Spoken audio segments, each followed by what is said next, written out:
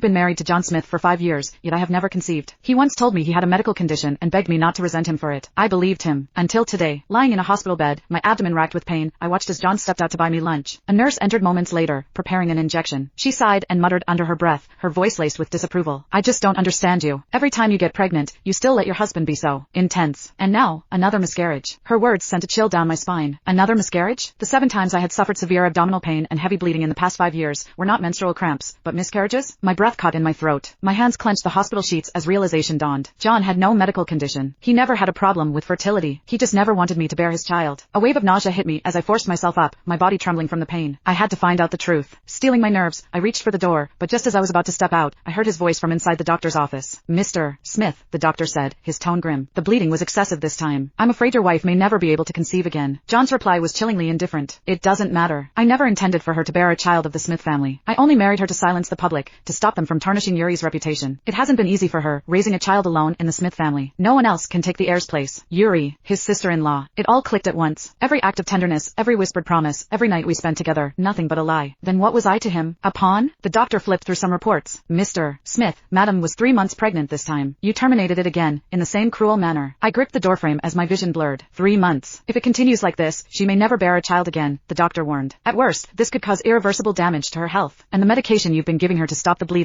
it's harmful. John scoffed. It's worked so far, hasn't it? She always thinks it's just her period. But, Mr. Smith, don't you want a child of your own? You're so devoted to your sister-in-law. Aren't you afraid? Afraid? His voice darkened. I failed to make Yuri love me back then. The least I can do now is give her the best life possible. But, sir, Rachel has me. Isn't that enough? He interrupted. Make sure the infertility diagnosis is flawless. She must never find out. The doctor fell silent. After all, this was the Smith family's private hospital. A cold, suffocating emptiness swallowed me whole. I had carried his child, our child, more than once. And he had killed them. All of them. My body trembled uncontrollably. The man I had respected, loved, and trusted with all my heart had been slowly destroying me from within. It explained everything, the times when his usual gentleness gave way to an almost ruthless fervor at night. I had thought he was merely overwhelmed with stress. I had never rejected him. How foolish I had been. He never wanted our child to live. As long as the only descendant of the Smith family was Yuri Scott's son, she would retain control and he would ensure no one threatened that future. I had considered taking precautions, but I never doubted his infertility reports. He had made them too convincing. Whenever I suffered heavy bleeding, I blamed my fragile body. I never suspected the truth. He would always hold me in his arms, whispering sweetly, Rachel, it's normal for women to have irregular periods. I'll go buy you painkillers. Painkillers. The very pills that stopped the bleeding from my miscarriages. Tears blurred my vision as I stood frozen outside the doctor's office, my world collapsing around me. John had never loved me. He had only ever loved her.